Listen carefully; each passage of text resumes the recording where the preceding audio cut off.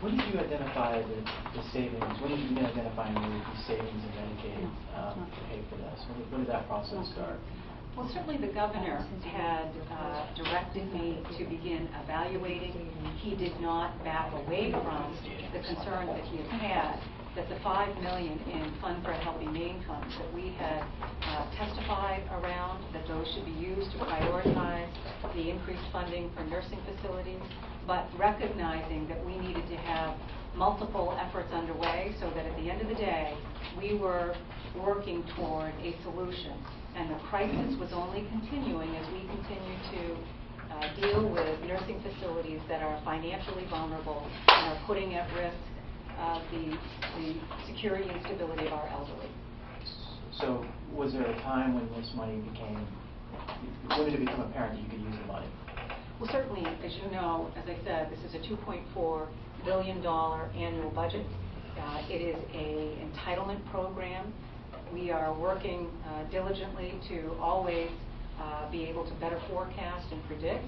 We have instituted a lot of reforms that have led to a more efficient management of the Mayhew program. Certainly our emergency department project is one that has helped to produce significant savings by reducing preventable utilization of the emergency department. The combined efforts that have occurred over the last 3.5 years have allowed us to realize increased savings and funds that as we near the end of this fiscal year, we have additional funds that were carried forward.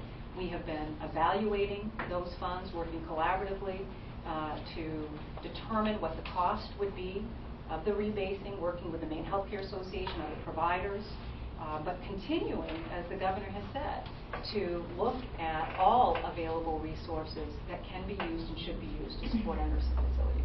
So is it safe to say that you identified this funding at the end of the fiscal year? No. I would say this, that 2 weeks ago we were talking about the rebasing. They came in and said we have a rebasing problem because if we rebase some of the nursing homes and some that are in trouble, we're going to lose. If we rebase, they were actually going to lose rates. Their rates are going to go down. I said, well, we can't do that. So I told Mary, forget the rebasing. Do no harm. Get your people to focus on every penny you can find that we could use to throw to it, and then we'll work the rest of the year for January to have a program so that we can do a rebasing that's meaningful for nursing homes. So basically, it's in the last 2 weeks that we've been scurrying around trying to, you know. But did 1776 require rebasing? Is there a timeline? So well, 1776 put $4 million into a bucket. The total cost was well beyond. Well, I understand that, but the governor's saying that he's saying don't do the rebasing yet. Well, because there are two parts of the bill. It says do rebasing and do no harm. It's impossible. You cannot rebase and do no harm. It's just like the bill they sent me that says the administration will eradicate hunger by December 31st with existing resources. I can't do it, and I don't have the resources. So if you don't give me enough money to rebase, I will do harm if I do the rebasing. So there was two parts to the law. Rebase, do no harm. So I took the one that did no harm. So then this money will be doled out under the existing formulas for each nursing. What we are doing is ensuring that Those that would get hurt won't get hurt. we are minimizing through a hold harmless provision so that we are certainly looking at more recent costs of all of the facilities, but we are adding into that a hold harmless provision so that no facility sees a reduction. The concern that the governor mentioned is real. If you have struggled as a nursing facility and as a result you have cut costs, rebasing punishes you.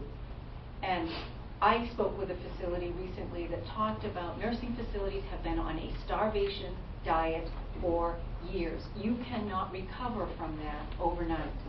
And what we are trying to do is both infuse with this $25 million, but also look in the biennial budget at further reforms that continue to support the right reimbursement for nursing facilities that sustain them, but also help them to invest in the kinds of reforms and quality investments that we want and need nursing facilities to make.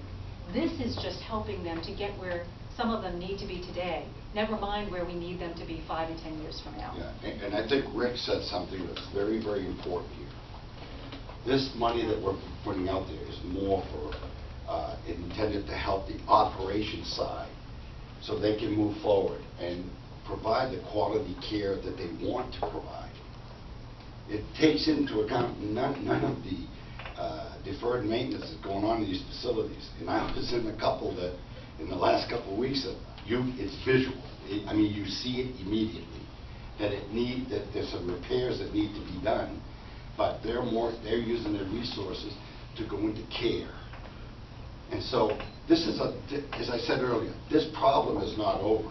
This is bridge financing until we can get a better handle on what is the true cost of our nursing homes in the state of Maine, and to get the appropriate funding in place.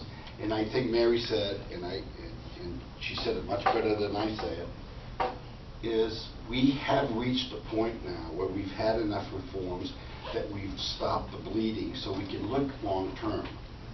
We can start looking beyond next week and 6 months. We can look a couple, 3, 5, and 10 years forward, and what's the need of Maine? And these numbers are real. People are getting older. People are getting older every year. They're living longer, and it gets to a point where they go to assisted living, then they go, you start with independent living, assisted living, and then nursing facilities. And so we have to plan, and we haven't been doing that. Was this money slated to be used for anything else before you decided to put it toward the nursing homes? Yeah, I want to address that. I think we're minimizing the magnitude, again, of a $2.4 billion annual budget. We have a crisis right now in nursing facilities. We certainly have seen at the end of this fiscal year that we have additional funds as a result of increased efficiency and management of the program that will carry forward into this state fiscal year.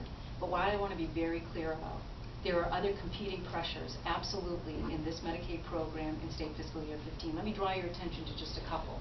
So under the Affordable Care Act, they provided enhanced federal reimbursement for primary care physicians. That goes away in January. Help Homes, a primary care team-based approach to delivering primary care services. We receive an enhanced reimbursement rate for those practices.